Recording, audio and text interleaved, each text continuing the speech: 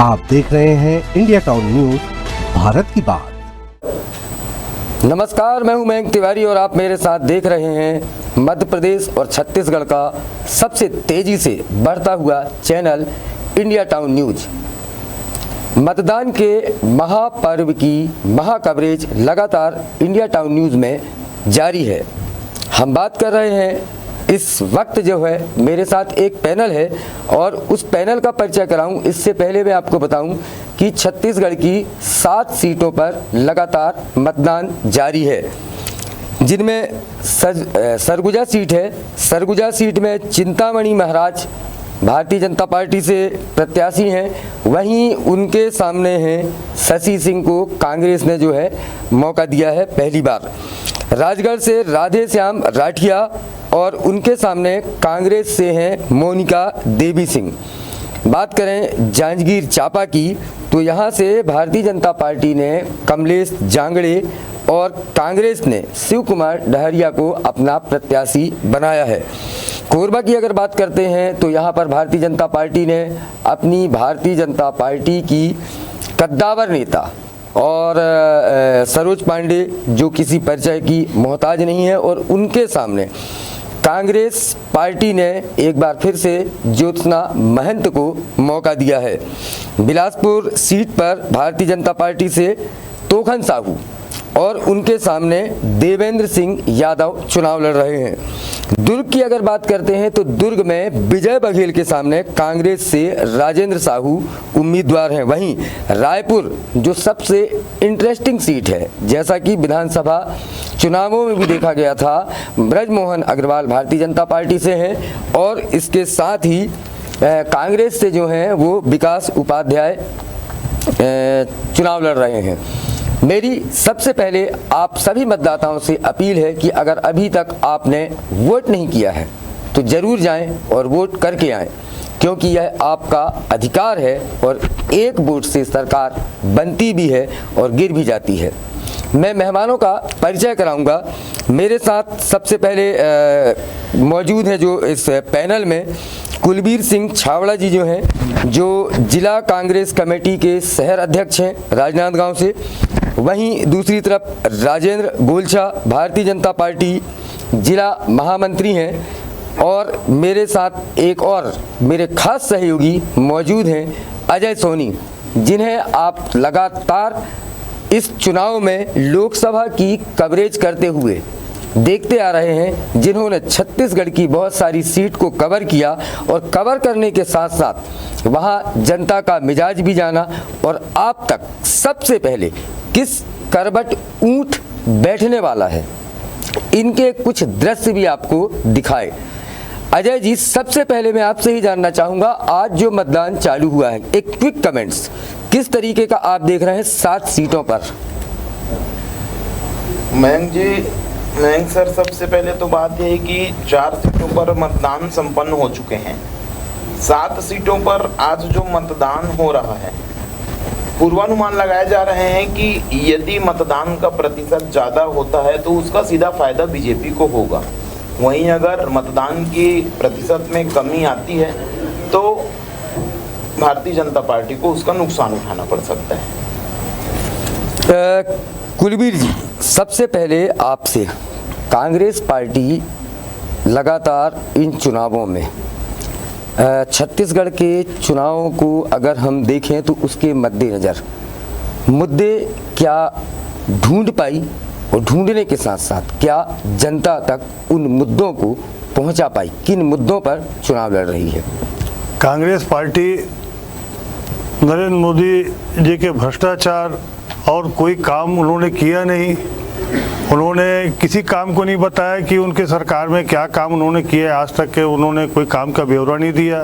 दूसरी बात, हमारे शीर्षस्थ जो घोषणाएं हुई है, जितनी योजनाएं हमारी आपको अभी मैनिफेस्टो में दिखाई गई हैं कि हमने महालक्ष्मी योजना युवाओं के लिए, किसानों के लिए, श्रमिकों के लिए, सब जो योजनाएं सामने लाई गई हैं, जनता को ये पता है कि कांग्रेस जो बोलती है वो करती है जी। और उस आधार पे कांग्रेस बहुत मजबूत है। जनता का हमको पूरा आशीर्वाद है और जनता निश्चित रूप से कांग्रेस को सपोर्ट कर रही है। गुलचा जी मेरे साथ हैं, भारतीय जनता पार्टी से हैं। भारतीय जनता पार्टी लगातार जो चुनाव लड़ रही है, उनके जो उम्मीदवार हैं, स्थानीय तौर पे अगर बात किए जाए तो स्थानीय मुद्दे जिस तरीके से हम लगातार देखे हैं वो बहुत कम रहे हैं। क्या गोलछा जी मोदी ही एकमात्र फैक्टर है जिसके सहारे चुनाव लड़ रही है बीजेपी? सबसे पहले इंडिया टाउन न्यूज़ के सभी मेरे साथियों को बहुत बहुत धन्यवाद। और आज मतदान चूँकि 7 जगह चल रहा है, सभी से निवेदन कि कृपया ज़्यादा से ज़्यादा मतदान करें और इस लोकतंत्र के इस पर्व में भाग लें। जैसा आपने पूछा कि लोकल मुद्दे, तो ये लोकल मुद्दे के साथ साथ चूँकि लोकसभा के चुनाव है, राष्ट्रीय मुद्दे इनमें हावी होते हैं। और पिछले कई चुनावों का अनुभव हमारे पास है जहां भारतीय जनता पार्टी ने बहुत अच्छा प्रदर्शन किया है। लोकल मुद्दे अगर ना होते और तो इतना अच्छा प्रदर्शन नहीं होता, तो इसलिए लोकल मुद्दों के साथ साथ राष्ट्रीय मुद्दे भी इसमें लोकसभा चुनाव में चलते हैं। और मुझे विश्वास है कि इस बार भी भारतीय जनता पार्टी का प्रदर्शन बहुत अच्छा रहेगा। अजय जी, छत्तीसगढ़ में चुनाव आपके साथ दोनों ही पार्टी के नेता आपके साथ में हैं। आप अगर छत्तीसगढ़ को लेकर कुछ सवाल पूछना चाहेंगे, यहाँ की राजनीति को लेकर, सबसे पहला सवाल आप भारतीय जनता पार्टी से क्या करेंगे और कांग्रेस से क्या करेंगे? मैं सर अभी आपके सवाल का जवाब मैं राजेंद्र गोलछा जी से सुन रहा था कि लोकसभा चुनाव में केंद्र के मुद्दों पर ज़्यादा ध्यान दिया जाता है। राजेंद्र जी, मेरा एक सीधा सा सवाल यह है कि केंद्र के मुद्दों पर यदि चुनाव लड़ा ही जा रहा है तो जिन मामलों को लेकर केंद्र से जनता नाराज है, क्या छत्तीसगढ़ में उन मुद्दों का दुष्प्रभाव नहीं पड़ेगा? जैसे महंगाई है, ट्रेन की हम बात करें, बेरोजगारी का मुद्दा भी अजय जी छाया हुआ है। ठीक कहा मयंक सर आपने, बेरोजगारी का भी मुद्दा छाया हुआ है। सोशल मीडिया पर तमाम प्लेटफॉर्म्स पर देखने और सुनने को मिल रहे हैं कि मोदी जी ने पिछले 5 सालों में वह नहीं किया जो उन्होंने 5 साल पहले कहा था। इस पर क्या कहेंगे राजेंद्र? अजय जी, बेरोजगारी या महंगाई कोई बहुत बड़ा मुद्दा आज है ऐसा मैं नहीं मानता। कांग्रेस ने भी 55 साल राज किया है। और क्या आप समझते हैं कि अगर महंगाई और बेरोजगारी का मुद्दा कांग्रेस के लोग उठा रहे हैं, 55 साल हमने उनका भी राज देखा है, तो क्या वहाँ राम राज था? उनके ज़माने में दूध और घी की नदियाँ बहती थी, क्या था? महंगाई और बेरोजगारी उस ज़माने में था, तभी इसीलिए वो सरकार से इतने साल से दूर है और जनता ने उनको उनका रास्ता दिखाया है। इसका कारण यही है। और रहा सवाल मुद्दों के बारे में, तो राष्ट्रीय मुद्दे भी उसमें बहुत मायने करते हैं। राष्ट्रवाद का मुद्दा है। मोदी जी ने जो काम किया है, आज विश्व में भारत की जो छवि है, उसके पहले भारत को एक कमज़ोर निगाहों से देखा जाता था, लेकिन आज भारत विश्व में सिरमौर बन के बैठा है। मोदी जी ने राष्ट्र का जो मान बढ़ाया है उसको भी लोग देखते हैं।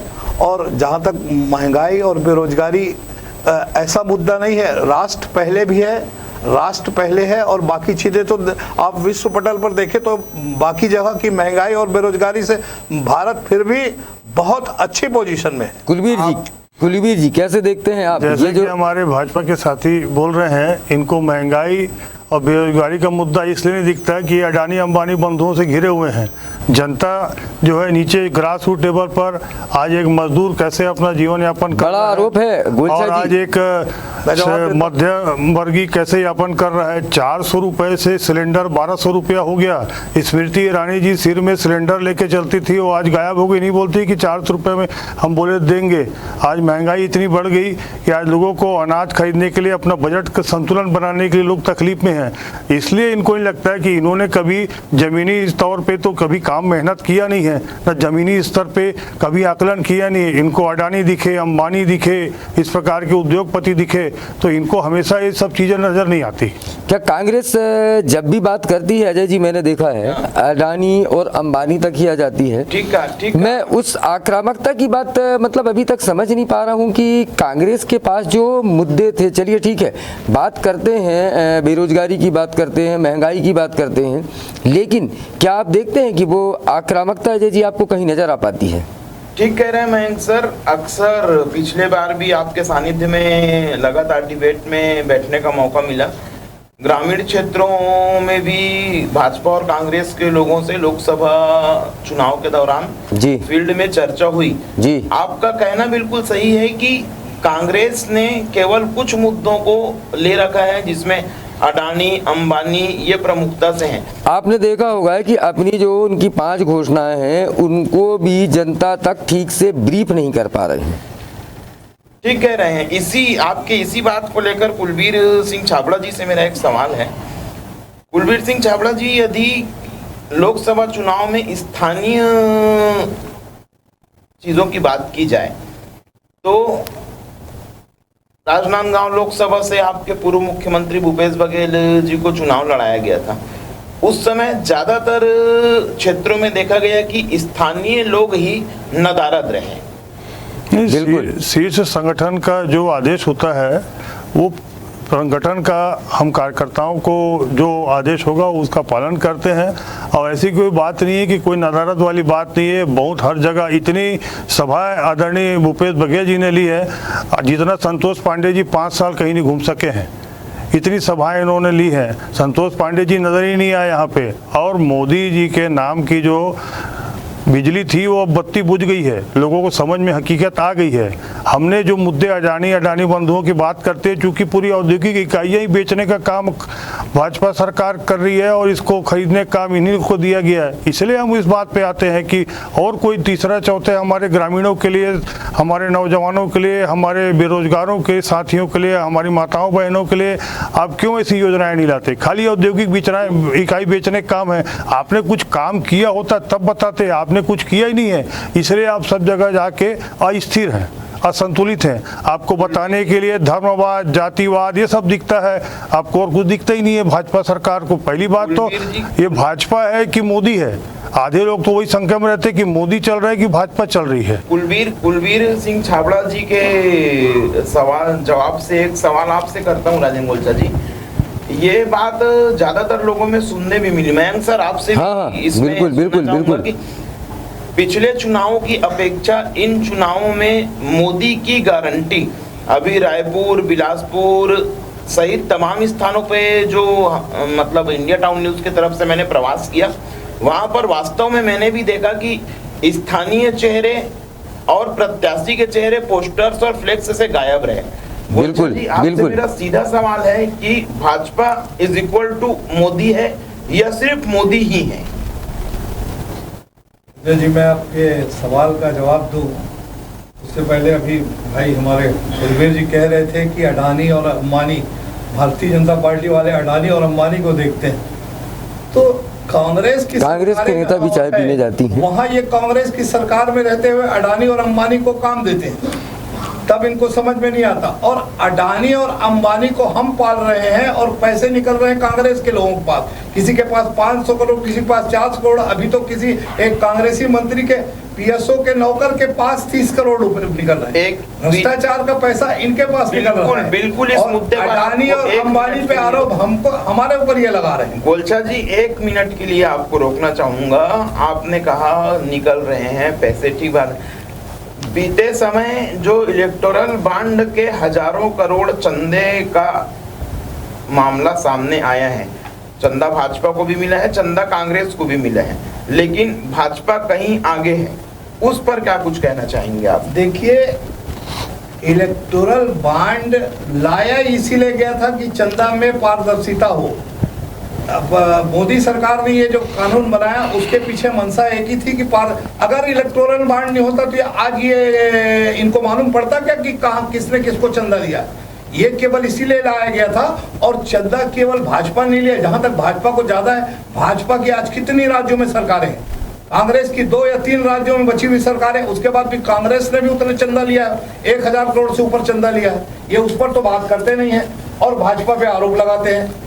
चंदा अगर इलेक्टोरल बॉन्ड अगर नहीं लाया गया है तो उसी के कारण आज इस पे खुलासा हुआ है और देश को पता चला है। तो हमारी मंशा कोई खराब नहीं है। चंदे के ही इस मामले को लेकर क्या कहना चाहेंगे कुलबीर सिंह छाबड़ा? देखिए, इलेक्टोरल बॉन्ड जो है ये सबको पता है कि इसके लिए आदरणीय राहुल गांधी जी ने संसद में बार बार बोला। आज तभी ये मामला उजागर हुआ, माननीय सुप्रीम कोर्ट जी को माध्यम से सब बातें सामने आई हैं। तो निश्चित रूप से जब पोल पट्टी खुल गई, ये भ्रष्टाचार के अनोखे तरीके, वसूली के अनोखे तरीके जो इनके पास में है, भयभीत मोदी जी को सपने में भी राहुल गांधी जी नजर आते हैं। इसलिए उनके पीछे लगातार पड़ के और इलेक्टोरल बॉन्ड जब पूरा चीज खुल चुका है तो जैसे बोलते हैं ना कि लाठी है, रस्सी है, उसको भी साफ बोल के उसको साफ बना दिया जाता है। तो झूठ बोलने में, गुमराह करने में इनका अव्वल नंबर है। ये इसी प्रकार इलेक्टोरल बॉन्ड में, इसलिए अब वो उसको जानबूझ के पलटने की कोशिश कर रहे हैं। मयंक सर के पास जाना चाहूंगा।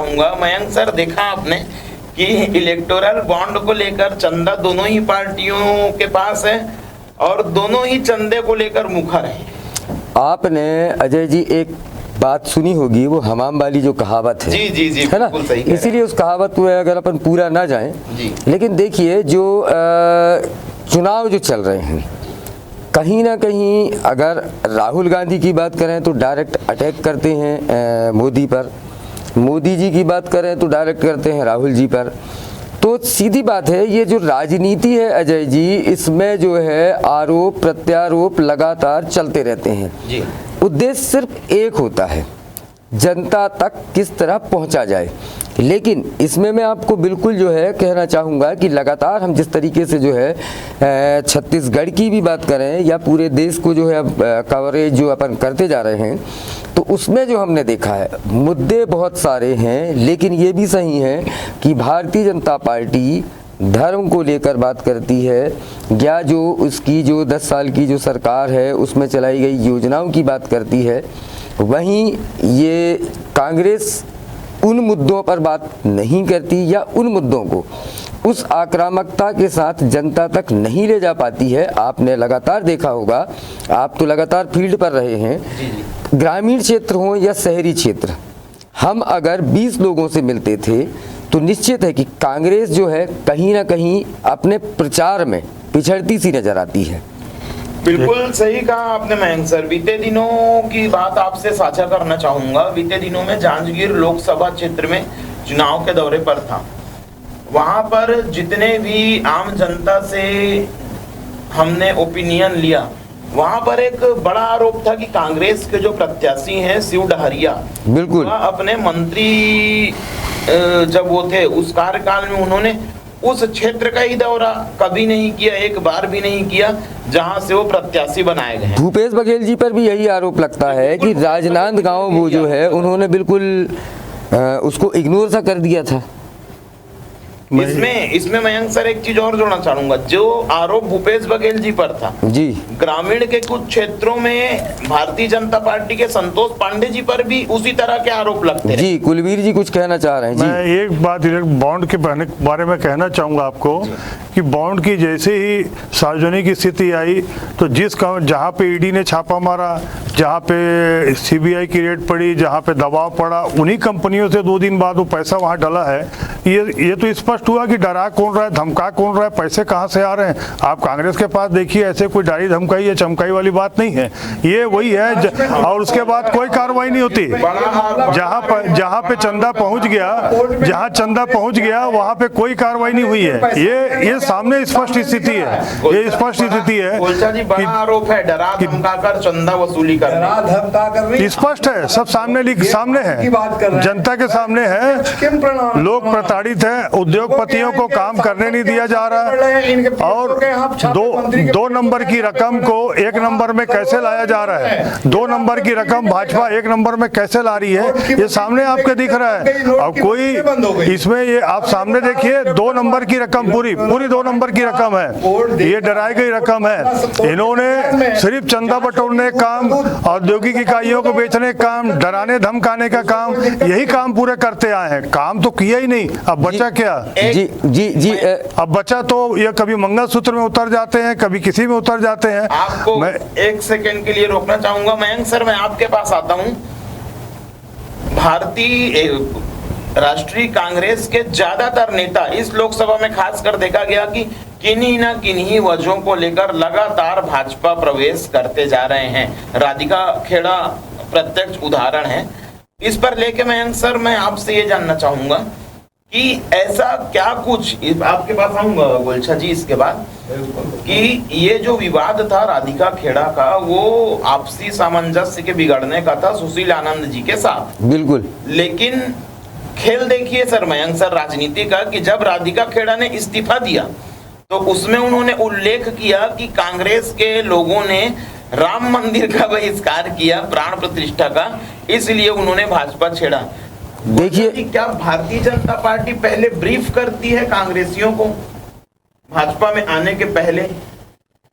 ये सीधा सवाल आपसे है। देखिए अजय जी, हमारे सनातन में दो कहावत है, एक तो जिसकी जैसी संगति उसकी वैसी मति, है ना, और दूसरा मैं बताऊंगा, आप बोल रहे हैं कि राधिका खेड़ा या कांग्रेसियों से, हमारा क्या लेना देना कांग्रेसियों से? अगर वो अपनी पार्टी के नीति से अगर निकल के, और दूसरा एक कहावत ये है कि घृणा पाप से करो, पापी से नहीं। आप जैसी संगति में रहते हैं वैसी संगति में आपकी सोच बनती है।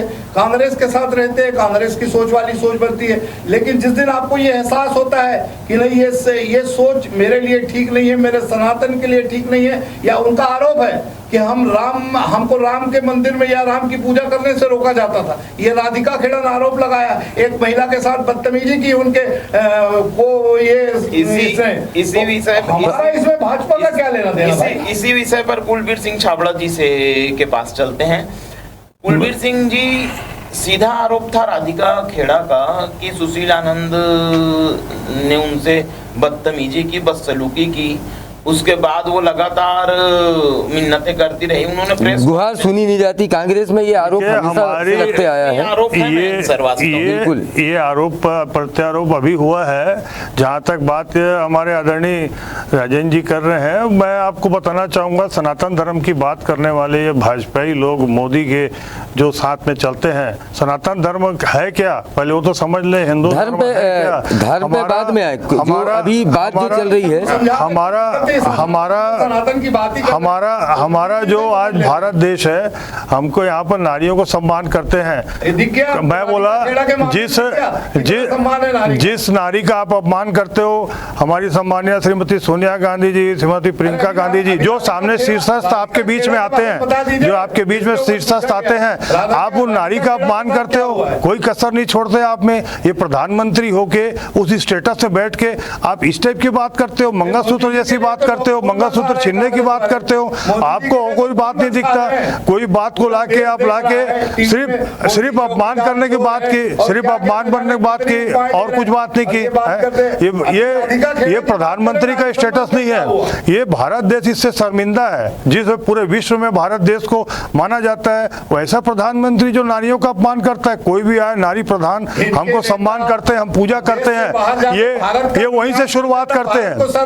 ये वहीं से शुरुआत करते हैं। ये सो के उठते हैं, ये सो के उठते हैं तो इनको सामने श्रीमती सोनिया गांधी दिखती, उनकी बुराई करते हैं। महिला जो सामने महिला दिखती है, श्रीमती प्रियंका गांधी जी, उनकी बुराई करते हैं। और शब्द भी कितने छोटे, मंगलसूत्र जैसी चीज को बीच में लाते हैं, मंगलसूत्र जैसी चीज को बीच में आते हैं। भारत देश शर्मिंदा है इस पे। ये जो कथन है प्रधानमंत्री मोदी जी के, इससे भारत देश शर्मिंदा है। इससे आपको भी रोकना। मयंक सर, आपके पास आता हूं मैं। भारतीय जनता पार्टी से गोलचा जी हैं, नारी सम्मान की लगातार बातें हो रही हैं। बीते दिनों मोदी जी ने जिस प्रत्याशी का प्रचार किया था, वह 2700 कुछ अश्लील वीडियो के साथ बहुत बदनामी झेल रहे हैं, फिलहाल फरार भी हैं। उस पर भाजपा के ओर से मुखर होकर आप क्या कहना चाहेंगे? मैं केवल इतना कहना चाहता हूँ, मैं ये दावा यदि विस्तार से ना पता हो तो मैं ये बता दूं कि मैं ये कहना चाहता हूँ। देखिए अजय जी, मैं आपको थोड़ा सा रोकना चाहूंगा। नेशनल मुद्दे छोड़ करके अब अपन क्योंकि समय की भी पाबंदी है, अब ये मौन धारण कर लिए, उसमें मौन धारण कर लिए। सात सीटों पे बात करते हैं। 7 सीटों पर बात करते हैं जी, 7 सीटों पे बात करते हैं। पहले मेरा सवाल कांग्रेस से होगा। भारतीय जनता पार्टी के मुकाबले रायपुर में जो विकास उपाध्याय को चुनाव लड़ाया गया है, कितनी संभावनाएं हैं और क्या वजह है जो जीत की आप देखते हैं, या किस तरीके की लीड लगातार जो बताई जा रही है कि युवा नेता हैं लेकिन सामने भी कद्दावर नेता हैं, किस तरीके से देखते हैं आप? मतदाता मौन है और निश्चित रूप से मतदाता जो मौन है उनको मालूम है कि सरकार यहाँ पर बीजेपी की है, और कोई बोलना चाहता ये संकेत है उस बात का जो महंगाई आज जनता सह रही है। अभी जैसे ही सरकार आई, महतारी वंदन योजना तुरंत लागू हुई और उसमें 500 रुपये की कटौती हो गई निराश्रितों की। उन माताओं बहनों को क्या तकलीफ थी इनसे जो इनका 500 रुपया काट दिए। उसके साथ साथ में 3 महीना शुरुआत जैसी हुई नहीं किए, 3 महीने बाद लागू किए। 3 महीने तक के भाजपा की सरकार छत्तीसगढ़ की माताओं बहनों का पैसा खा गई, नहीं दी। 3 महीने बाद वो भी चुनाव है करके मजबूरी में लागू किया, और अभी आप देखिएगा जैसे ही चुनाव निपटेगा इस सबको अभी बहुत सारे अजय जी, किस तरह से देख रहे हैं आप रायपुर की सीट को? रायपुर की सीट सर, मैंने रायपुर प्रवास के दौरान एक चीज देखा कि कांग्रेस से विकास उपाध्याय और भारतीय जनता पार्टी से बृजमोहन अग्रवाल लगातार जीतते रहे हैं। बृजमोहन अग्रवाल मौजूदा समय में मंत्री भी हैं, कद्दावर नेता माने जाते हैं। बिल्कुल, जनता मौन है, यह बात भी सही है, लेकिन प्रचार की यदि बात करें तो कांग्रेस रायपुर लोकसभा क्षेत्र में पिछड़ी हुई दिखती है, बहुत ज्यादा पिछड़ी हुई है। बड़े नेता जिनके रायपुर में है, राजधानी है, वहां पर भी आप लगातार देखें, मैं वही फिर कहूंगा, आक्रामकता नहीं दिखाई दी। क्या वजह? लोकसभा की जहां तक बात है, मैं दावे के साथ आज बैठ के कह सकता हूं कि प्रदेश की सर्वाधिक मतों से जीतने वाली सीट रायपुर लोकसभा की सीट होगी, और एक इतिहास बनाकर माननीय बृजमोहन अग्रवाल जी वहां से चुनाव जीतेंगे। कांग्रेस कहीं भी दौड़ में कहीं भी नजर नहीं आ रही। छत्तीसगढ़ में की 11 सीटों पर भारतीय जनता पार्टी और कांग्रेस दोनों के ही नेता हमारे साथ मौजूद हैं। मैं दोनों से ही पूछना चाहूंगा, क्योंकि समय की भी पाबंदी है, लगातार डिबेट का भी आयोजन चलता रहेगा। मैं दोनों ही पार्टियों से पूछना चाहता हूं। पहले मैं कुलबीर सिंह छाबड़ा जी से पूछना चाहूंगा कि कितनी सीटों पर कांग्रेस की जीत को लेकर आप आश्वस्त हैं? यही सवाल मेरा इनके बाद आपसे रहे। और ऐसी कौन सी सीट है जिनको लेकर आप आश्वस्त हैं? हमारे 11 में से 7 से 8 सीटें हमारे पास में कांग्रेस की आएंगी छत्तीसगढ़ में। आप देखिएगा मतदाता जो है जो जवाब करारा जवाब भाजपा सरकार को देंगे। किन 4 सीटों को नहीं गिन रहे हैं आप? 7 से 8 सीटें मान लीजिए। अच्छा, बस निश्चित रूप से ये आकलन जो है 11 में से कितनी सीटों पर जीत का अनुमान है? प्रतिशत 11 की 11 सीटें हम जीत रहे हैं। पिछले 2 बार, पिछली बार तो इनकी सरकार थी, 70 सीट ये जीत के आए थे, और 3 महीने बाद चुनाव हुए, हमने 11 में 9 लोकसभा सीट जीते हैं। उसके पहले हमने 10 लोकसभा सीट जीते हैं। तो इस बार तो जनता अभी 3 महीने पहले हमको अपना आशीर्वाद दे चुकी है, और मोदी जी का प्रचंड विश्वास पूरे देश का मोदी जी के ऊपर। हम हर हाल में 11 की 11 सीटें यहाँ से जीत रहे हैं। मोदी जी का मैं एक बात कहना चाहूंगा, मोदी जी का प्रचंड विश्वास ईवीएम की मशीनों पे है, जनता पे नहीं है। ये मशीनें ईवीएम के मशीनों पे है, पूरा ईवीएम की मशीनें ही है। इनका विश्वास जनता पे नहीं है, जनता तो इनको पसंद ही नहीं कर रही है। पूरी जनता जानती है ये ठोस आधार पे ईवीएम मशीनों को लिए बोलते हैं, ईवीएम की मशीनों को लेकर विश्वास करते हैं। वास्तविकता वही है, वास्तविकता वही है। ईवीएम की मशीनें